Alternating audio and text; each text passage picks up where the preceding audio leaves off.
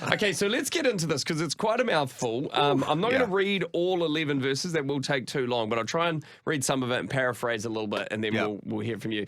So now a man named Ananias, and this is sort of early church, right? Acts, the setting up of the early church. Jesus is gone, resurrected, ascended to heaven. This is like the apostles setting up the church. Now, a man named Ananias, together with his wife Sapphira, also sold a piece of property. With his wife's full knowledge, he kept back part of the money for himself, but brought the rest and put it at the apostles' feet. And then Peter basically says, what the heck are you doing? Like, I know what you're trying to hide here, and exposes that he's sitting on some of the money from the property sale, and then he just drops dead. And then his body is taken out of the room, and then a couple of hours later, his wife comes in, who also is in on the plot and is trying to do the same thing. He calls her out, and then she just dies on the spot as well. And everyone is gravely disturbed. Yes. And that's the passage, right? That's it. So say what to that? That's right. It's a good say what passage. I mean, because at one level, you've got this lingering background. I'm not the sort of Christian that argues that Christians should be communists. However, you seem like a raging lefty to me. If I was, if I was that kind of Christian, I would use like Acts 2 and Acts 4, where they talk about their selling of their possessions. And there's just a few verses earlier, it says there's no one among them that had any needs. So that was the culture of this new thing that God was doing. That instead of being a fear of economic oppression from the Romans, they were actually liberated in this generous ethic where they were selling their properties and sharing possessions. So that's what God was doing. And so I guess one misunderstanding of this passage could be that like God's a communist, and like if you don't live as a good enough communist, he'll kill you.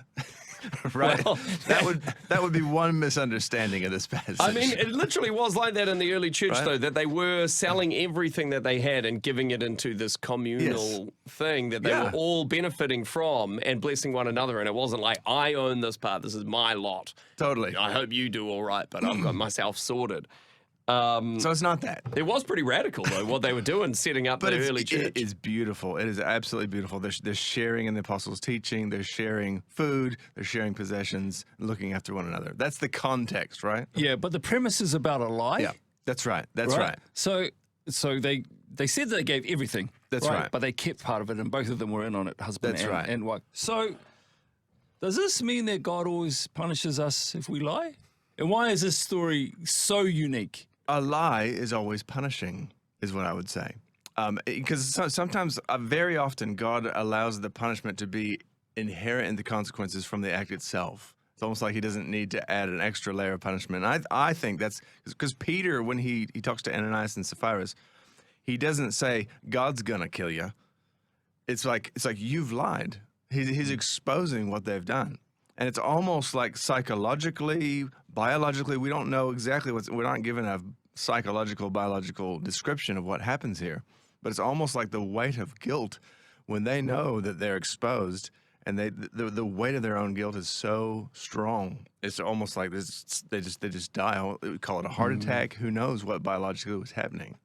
Like a baby guinea pig dying of shock. Yeah. Maybe. They just... I'm not familiar with the behavior of baby guinea pigs, but I believe you. Yeah.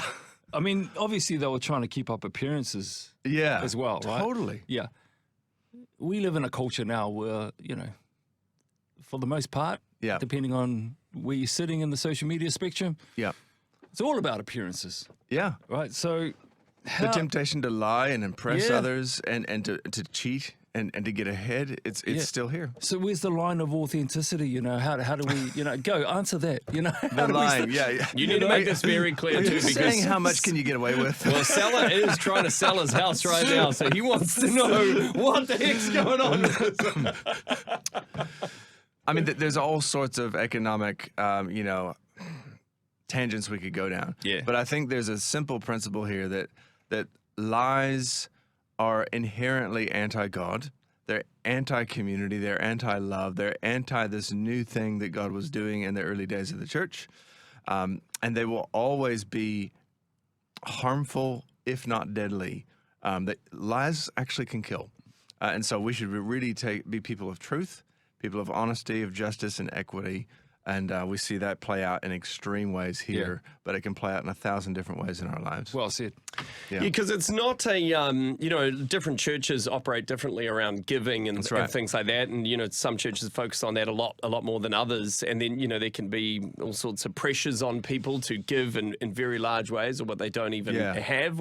And I think sometimes maybe if someone reads something there like that, are they thinking, man, am I supposed to be like giving my whole weekly wage to my church? Is that what God is calling me to do? And if I don't do it, He'll kill me. I mean, He killed the last guy that lied about it, or like what? You know, what is it? How does that kind of play out, right? But is it more talking about being honest about whatever you are doing, operating in a full, truthful, transparent way, rather than the facade that you put up around yourself? That's right. I mean, like you have a story like in the Gospels about the widow that gives just two copper coins, 2 mites or whatever it's called. And it's like, it's not about economics. It's not about the amount that's given. It's the heart that it's given from. Absolutely. It's about honesty, purity, intention, love, community, sharing. Excellent. Truth. Well said, DC. Yep.